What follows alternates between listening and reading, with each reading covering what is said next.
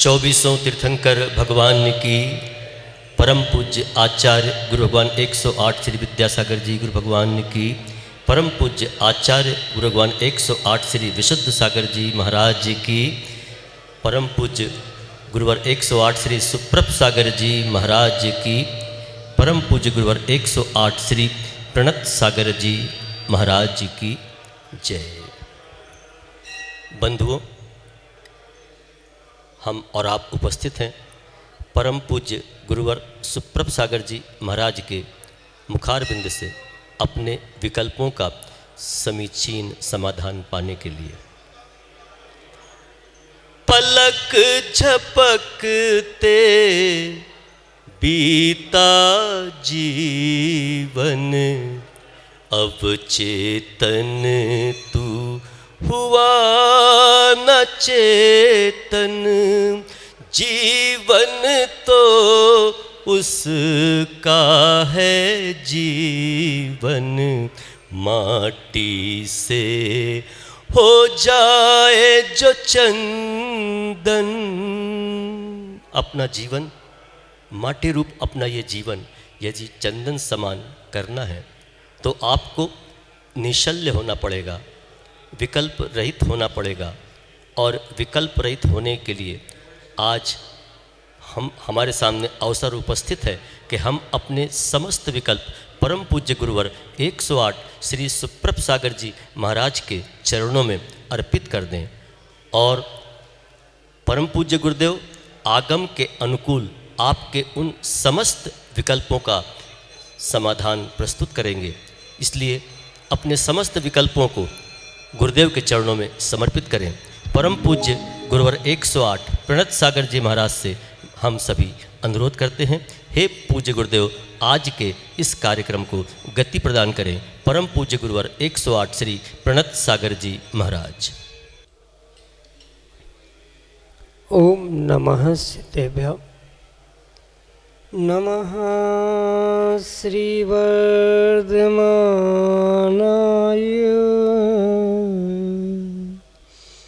निर्दूत कलिलात्मने सालोकानां त्रिलोकानां यद विद्या दर्पणायते यद विद्या दर्पणायते।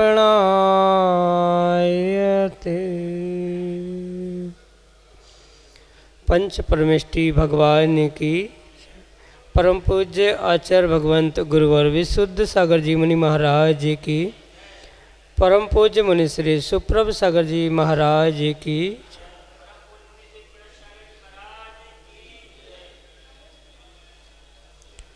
आज 1 अप्रैल और लोग 1 अप्रैल को मूर्ख दिवस के रूप में मनाते हैं।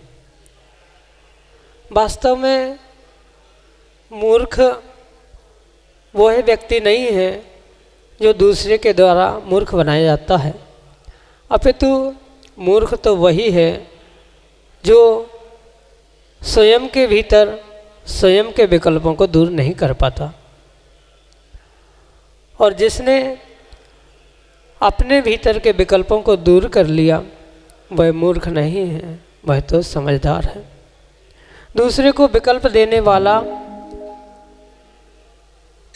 विकल्पों को प्राप्त होने वाला मूर्ख हो सकता है, दूसरे को विकल्प देने वाला मूर्ख हो सकता है, लेकिन जिसने अपने विकल्पों को समीचीनता प्रदान करती वह कभी मूर्ख नहीं हो सकता। वह समझदार है और समझदार व्यक्ति वही है जो अपने विकल्पों में समीचीनता प्रदान करते हुए उनका सम्यक समाधान प्राप्त करने का पुरुषार्थ करता है। हम सभी स्वाध्यायी श्रावक श्राविकाओं का परम सौभाग्य है कि हम प्रतिदिन परम पूज्य मुनि श्री सुप्रभ सागर जी महाराज के मुखारबिंदु से अपने मन में उठने वाले उन विकल्पों को समीचीनता प्रदान करते हुए उनका सम्यक समाधान प्राप्त कर रहे हैं, क्योंकि सम्यक समाधान ही वह अनूठी विधा है जो हमारे ज्ञान को सम्यक बनाने वाली है, और सम्यक ज्ञान ही मोक्ष मार्ग में कार्यकारी उपाय है। ऐसा वह आत्मकल्याण की प्राप्ति का एकमात्र कार्यकारी उपाय समीचीन विकल्पों का सम्यक समाधान। प्रारंभ करते हैं आज का सम्यक समाधान। और आज के पहले विकल्प के लिए इंदौर मध्य प्रदेश से प्रफुल्ल जैन परम पूज्य मुनिश्री के श्री चरणों में बारंबार नमोस्तु निवेदित करते हुए अपना विकल्प रख रहे हैं कि भगवान स्त्री पर्याय का छेद सम्यक दर्शन पूर्वक ही हो सकता है, और उसके लिए श्राविका को आरिका दीक्षा या सची होना आवश्यक है। तो मेरा विकल्प यह है कि भगवान देवशास्त्र गुरु को समर्पित श्राविका यदि दीक्षा नहीं ले पाती तो उनके सम्यक दर्शन में कौन से तत्व बाधक हैं जो उन्हें स्त्री पर्याय से रोके रखते हैं। साथ ही विचार आता है कि तीर्थंकर भगवान के समुशरण में तो सम्यक दृष्टि ही प्रवेश कर पाते हैं, और वहाँ भी श्राविका का स्थान होता है, तो फिर सम्यक दर्शन की प्राप्ति होने पर स्त्री पर्याय का छेद क्यों नहीं हो पाता। हमारे समीचीन विकल्प का सम्यक समाधान करने की अनुकंपा करें। नमोस्तु महाराज जी, नमोस्तु। ओम नमः सिद्धम। परम पूज्य आचार्य भगवान गुरुवर विशुद्ध सागर जी महाराज की जय। परम पूज्य मुनि श्री सुप्रभ सागर जी महाराज की जय। सम्यक दर्शन कितना ही महान क्यों ना हो, पर संसार का छेद करने के लिए परिपूर्ण रूप से सम्यक चारित्र की भी आवश्यकता है।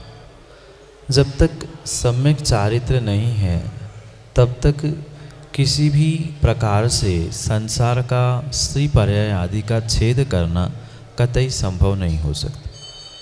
इसलिए चाहे वह सम्यक दर्शन से युक्त स्त्री भी क्यों ना हो, स्त्री पर्याय के प्राप्त करने के बाद भले ही उसने सम्यक दर्शन को प्राप्त फिर भी क्यों ना किया, पर जब तक परिपूर्ण रूप से वह आरिका व्रत और आरिका दीक्षा को ग्रहण नहीं करती है तब तक श्राविका किसी भी प्रकार से उस स्त्री पर्याय का छेद करने में समर्थ नहीं होती।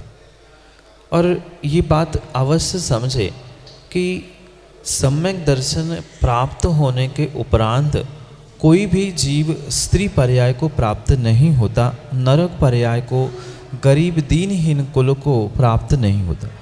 पर इसका मतलब ये नहीं है कि सम्यक दर्शन को प्राप्त करने के बाद स्त्री नहीं बन सकते, पर स्त्री बनने के बाद, यानी जो मिथ्या दृष्टि स्त्री पर्याय को प्राप्त कर चुका है ऐसा जीव उस स्त्री पर्याय में सम्यक दर्शन को प्राप्त करने की शक्ति रखता है। दोनों में बहुत अंतर है और इस अंतर को बहुत अच्छे से समझने की आवश्यकता है कि स्त्री पर्याय में सम्यक दर्शन हो सकता है पर सम्यक दृष्टि जीव को स्त्री पर्याय प्राप्त करने की शक्ति नहीं होती। ये विशेषता से अंतर समझने की आवश्यकता है। और इसी निमित्त से ही जो आपका समोषण से संबंधित प्रश्न है उसे समझने की आवश्यकता है।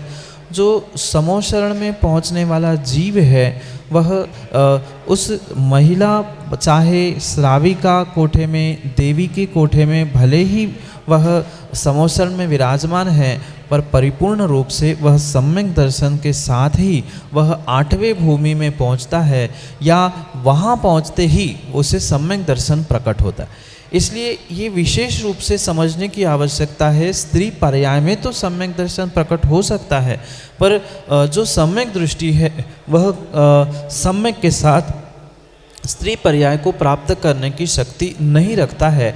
ये करणानि योग का सिद्धांत समझने योग्य है। और ये भी समझे कि कितना भी महान ये सम्यक दर्शन क्यों ना हो, पर जब तक वह आर्य का व्रत और सम्यक चारित्र आदि ग्रहण नहीं किया जाता है तब तक किसी भी प्रकार से उस संसार के छेद को प्राप्त करने के लिए या उस स्त्री पर्याय का छेद करने के लिए किसी भी प्रकार से वह सक्षम नहीं हो सकता, सामर्थ्यवान नहीं हो सकता वह जीव।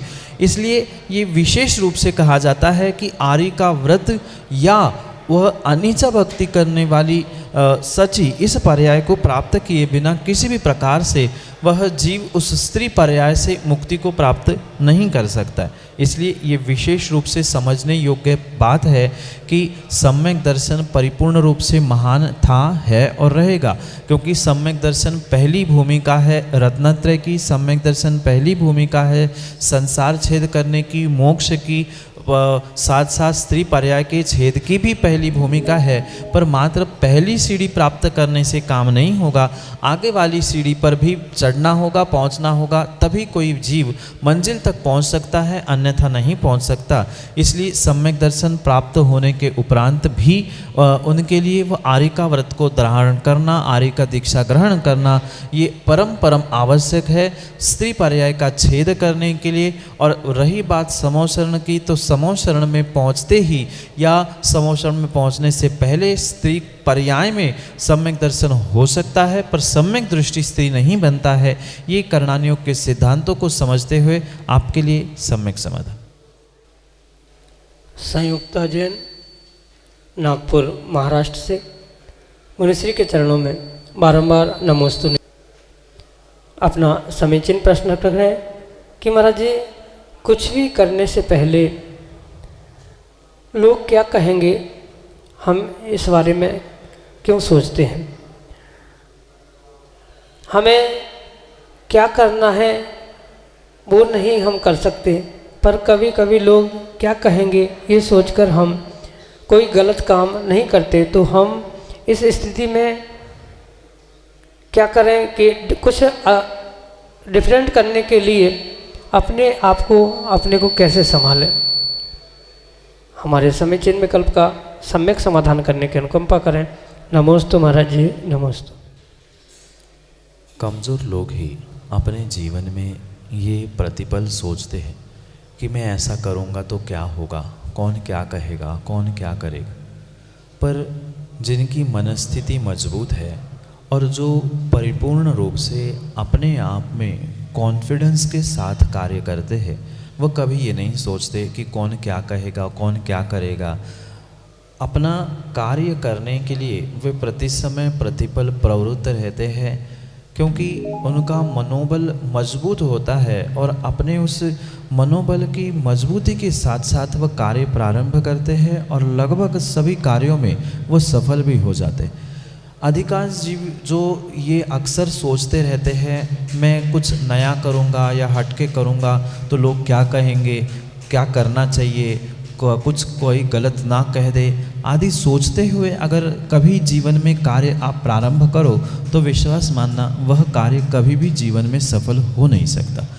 क्योंकि जब रामचंद्र जी पर, सीता जी पर उंगली उठाने वाले थे, आदिनाथ महावीर पर भी उंगली उठाने वाले लोग थे, तो हम ये क्यों विकल्प करें कि हम कुछ करेंगे तो लोग हम पे उंगली उठाएंगे, आदि आदि विकल्प करते हुए आप कभी भी अपने जीवन के किसी भी कार्य में पूर्ण रूप से सफल हो नहीं सकते। इसलिए ये अवश्य समझे कि अगर हम अपने माता पिता, परिवार, धर्म और स्वयं की दृष्टि से अच्छा कार्य करने जा रहे हैं, अच्छी सोच रखते हुए कार्य करने जा रहे हैं, तो हमें दूसरे लोगों का कभी भी विकल्प करने की आवश्यकता नहीं है कि लोग क्या कहेंगे, समाज क्या कहेगी या बाकी मित्र क्या कहेंगे।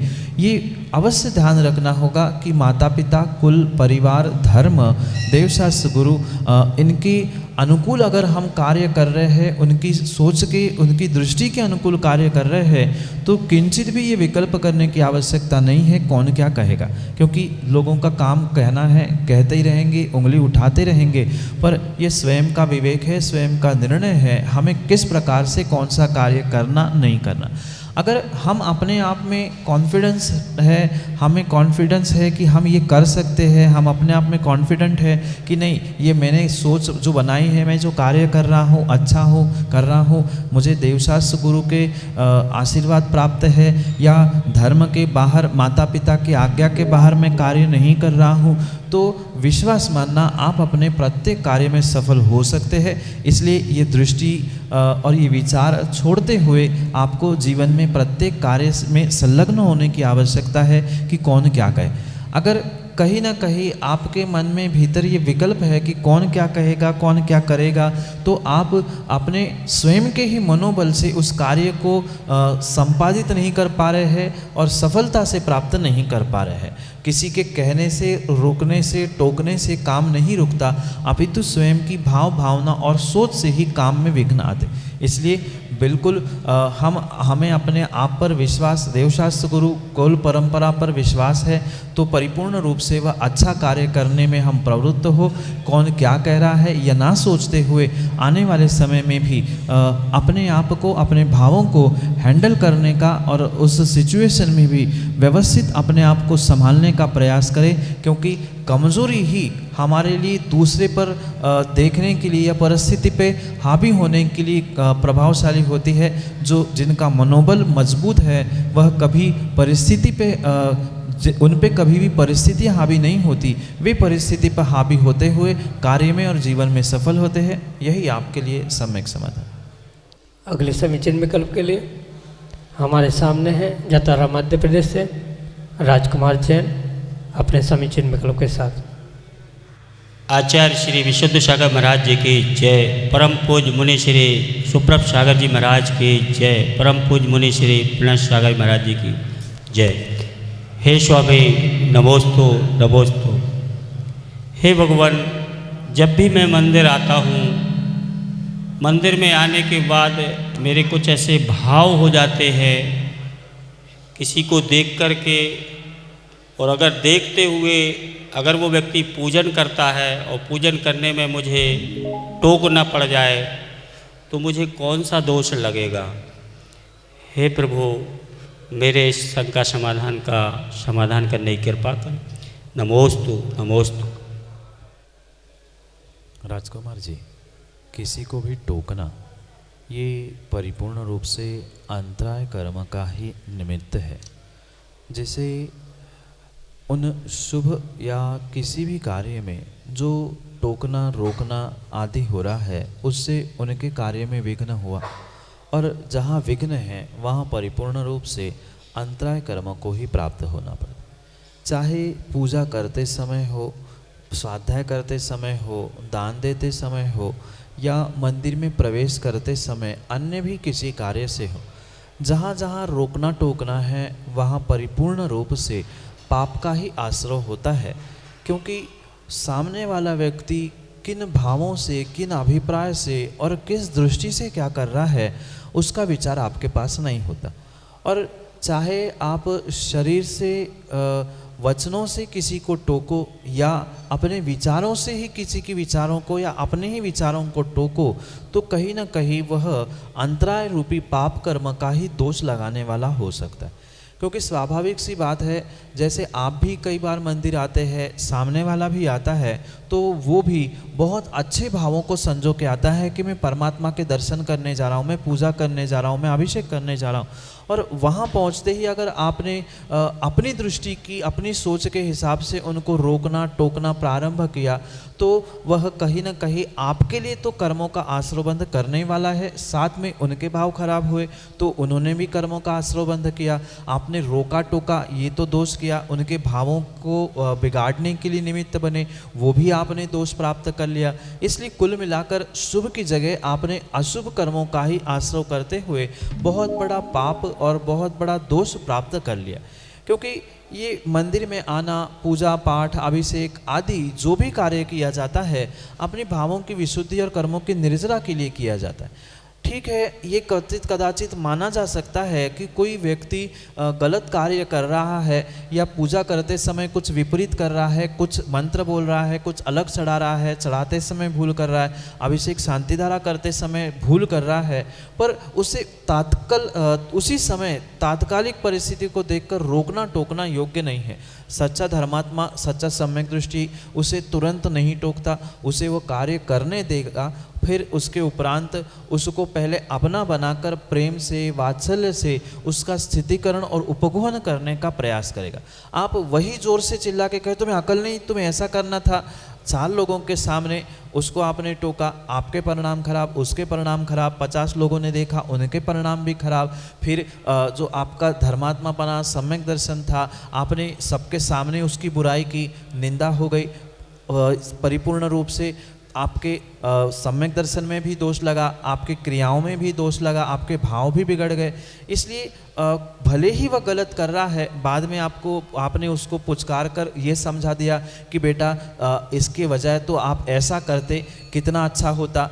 कोई भी हो, चाहे छोटा हो बड़ा हो, तो वह ये सोचता कि कितनी अच्छी बात है, वे मेरी प्रशंसा भी कर रहे हैं और मेरी गलती भी बता रहे हैं। इसलिए किसी को भी अपनी गलती बताने से पहले, चाहे अपनी स्वयं की हो, दूसरी किसी की हो, गलती बताने से पहले अगर उसे प्रेम से पहले अपना बना लिया जाए, उसे विश्वास पात्र बनाया जाए और फिर उसको उसकी गलती बता दी जाए, तो वह आपकी गलती बहुत खुशी खुशी से सुनेगा, स्वीकारेगा और आपके भी हो सकता है, अगर छोटा है तो आपके भी चरण छू के वह आपको भी धर्मात्मा मान के आगे बढ़ सके। इससे बहुत सारे फायदे हुए कि आप भी दोषों से, कषायों से बचे, आप भी रोकना टोकना से बचे, इसके कारण से अंतराय कर्म से बचे, सामने वाले के परिणाम खराब नहीं हुए, देखने वाले के परिणाम खराब नहीं हुए, आपके सम्यक दर्शन की भी रक्षा हो गई, स्थितिकरण, उपगमन, वात्सल्य आदि बहुत सारे अंगों का भी पालन हो गया। इस कारण से प्रत्येक कार्य करते समय हमें ये विचार और विवेक से करना होगा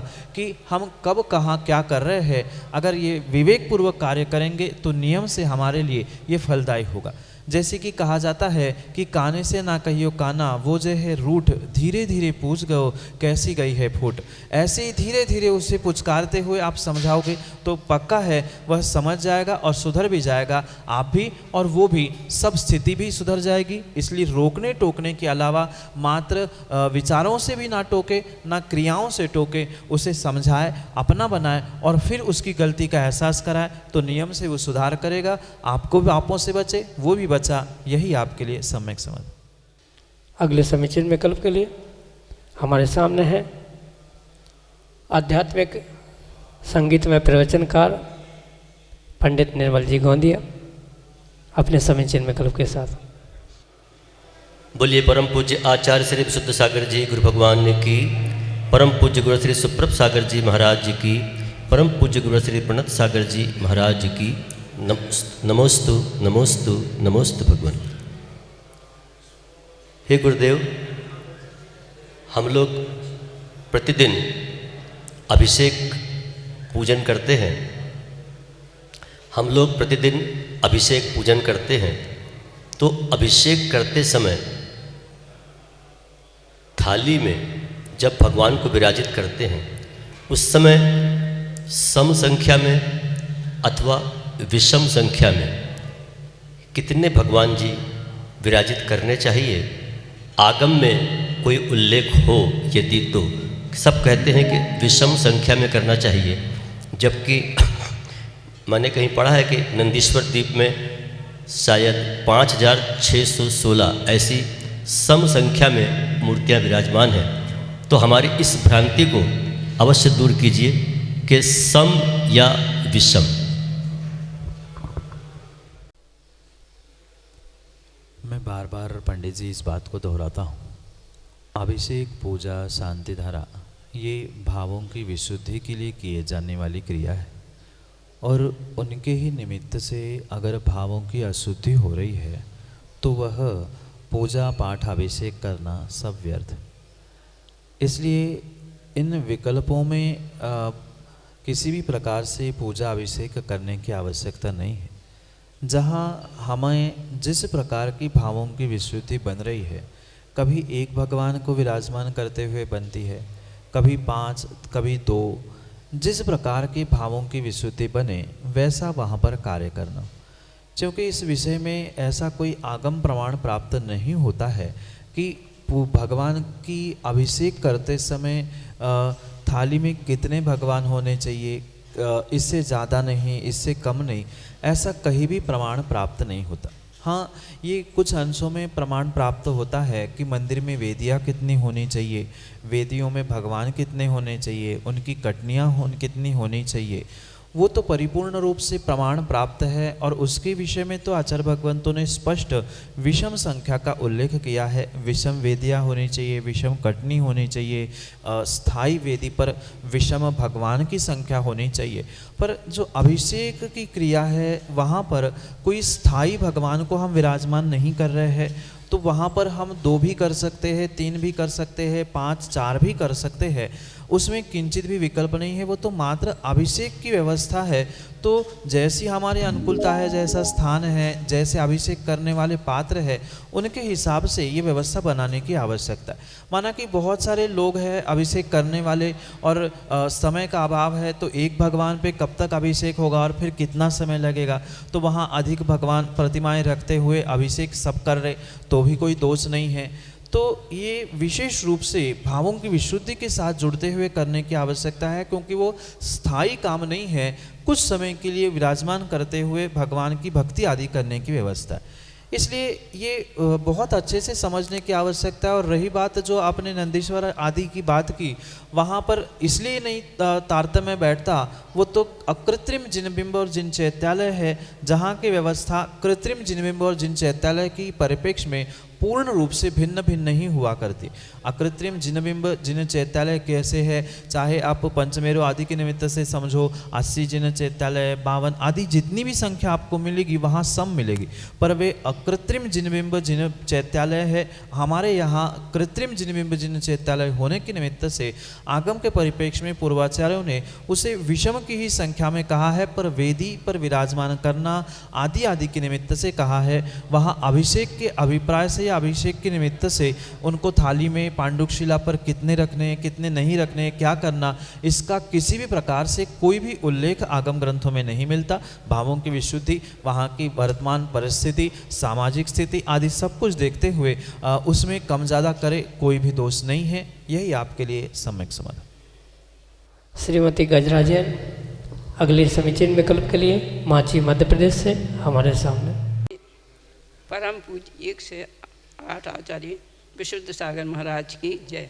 परम पूज्य आचार्य मुनि परम पूज्य आचार्य श्री विशुद्ध सागर महाराज की जय। 1 से 8 श्री मुनि शुद्ध सागर महाराज की जय। 1 से 8 श्री प्रवण सागर महाराज की जय। नमोस्तु भगवान, नमोस्तु नमोस्तु। महाराज, हमारा प्रश्न है कि हम अगर भोजन करते हैं तो उसमें 2 प्रतिमा से लेके 7 या 6 कोई भी प्रतिमा धारी हो और उसको अंतराय हो रहा, तो उसे पूरी थाली का त्याग करना चाहिए या जिस वस्तु में अंतराय है उसका त्याग करना चाहिए? मेरा विचार तो है कि हमें पूरी थाली का त्याग करना चाहिए है, और दूसरी टाइम अंतराय आने पर दूसरी टाइम पानी लेना चाहिए या नहीं। और महाराज जी, घर में रहकर हम आज ये लग छुल्लक जैसी आचरण कर सकते हैं। माँ, श्रावक कितनी भी सर्वोत्कृष्ट चर्या करे, पर श्रावक श्रावक है, वह मात्र प्रतिमाधारी हो सकता है। महाव्रती के बराबर या ऐलक सुल्लक के बराबर उस सामान्य प्रतिमाधारी श्रावक की गणना तपस्या साधना हो ही नहीं सकती। जैसे दूसरी प्रतिमा से तीसरी प्रतिमा, तीसरे से 7वीं आदि आदि की प्रतिमा विशेष विशेष होती है, ऐसे ही जो 11वीं प्रतिमा शुल्लक ऐलक के निमित्त से कही गई है, वह परिपूर्ण रूप से घर गृहस्थी का त्याग करने के उपरांत ही उसे प्राप्त किया जा सकता है। घर में रहते रहते ऐलक शुल्लक पद को मान लेना यह स्वयं की भूल है, क्योंकि जब तक अनुमति त्याग, उद्दिष्ट त्याग आदि प्रतिमाओं को प्राप्त नहीं किया जा रहा है और घर में रहते रहते इन अनुमति आदि आदियों का कार्य किया ही जा रहा है, तो किसी भी प्रकार से वह आपकी 11वीं प्रतिमा यानी कि ऐलक शुल्लक पद को, ऐलक शुल्लिका पद को आप प्राप्त नहीं कर सकते। इसलिए जिस प्रकार की प्रतिमा है उस प्रकार की प्रतिमा का ही प्रतिपालन आपको करना होगा। उसके परिप्रेक्ष्य में जो आचार्य भगवंतों ने नियमावली बताई है एक श्रावक के लिए, दूसरी प्रतिमा का, तीसरी प्रतिमा का, 5वीं, 7वीं, 10वीं, 11वीं प्रतिमा तक, प्रत्येक प्रतिमा तक जो उसका स्वरूप और जो उसकी नियमावली है उतने ही हद तक आचार्य भगवंतों ने कार्य करने की अनुमति दी है। दूसरी प्रतिमा का आपने व्रत लिया है और आप 11वीं प्रतिमा का प्रतिपालन करते हुए अपने आप को या दूसरे किसी को भी और किसी दृष्टि से देख रहे हैं या कार्य कर रहे हैं तो आगम के परिप्रेक्ष्य में ये योग्य नहीं। हाँ, ये हो सकता है 7वीं प्रतिमा का पालन करते हुए अगली प्रतिमा का अभ्यास हो सकता है, अभ्यास भिन्न है, पर नियम आपके 7वें प्रतिमा के ही कहलाएंगे और पुण्य भी आपको उतने ही हद तक लगेगा, आगे का पुण्य आपको नहीं लगे। रही बात आपके अंतराय की भोजन के विषय में, तो भले ही आपको ऐसा लग रहा है कि पूर्ण थाली छोड़नी चाहिए, पर आपके सोचने से या आपके लगने से आगम के नियम और श्रावकों के नियम बदले नहीं जा सकते। जो श्रावकों के लिए मात्र जीव की ही निमित्त से अंतराय की व्यवस्था कही गई है उतनी ही मात्र श्रावक अंतराय कर सकता है। जैसे बाल है या कंकड़ है, जो मुनिराजों के लिए 46 दोष कहे गए हैं, उनका परिपालन किसी भी प्रकार से श्रावक नहीं कर सकता। जब शुल्लक अलग नहीं कर सकते तो दूसरी, चौथी, 7वीं प्रतिमाधारी जीव प्रत्येक मुनिराज के अंतराय का परिपालन नहीं कर सकते। अगर भोजन करते समय प्रतिमाधारी श्रावकों के लिए अगर बाल जैसी सामग्री आई है जिसे सामान्य मल कहा है, ऐसे मल आने पर वह सामग्री मात्र अलग की जाए। सब्जी में आए हैं, दाल में आए हैं, तो वो सामग्री अलग करके बचा हुआ भोजन आप उसी समय पे कर सकते हैं। पूर्ण थाली का त्याग करने की बिल्कुल भी आवश्यकता नहीं।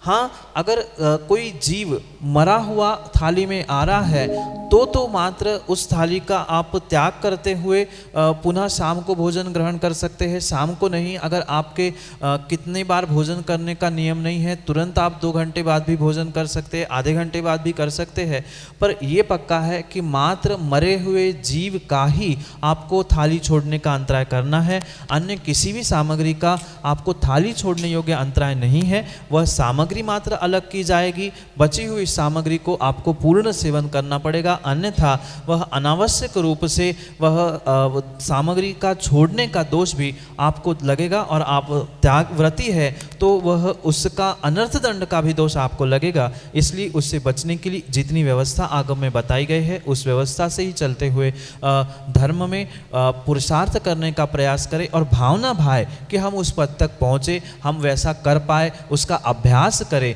पर वह नियामक नहीं है। यही आपके लिए सम्यक समाधान। बंधुओं, अभी हम देख रहे थे, सुन रहे थे अपनी समस्याओं का, अपने विकल्पों का समीचीन समाधान।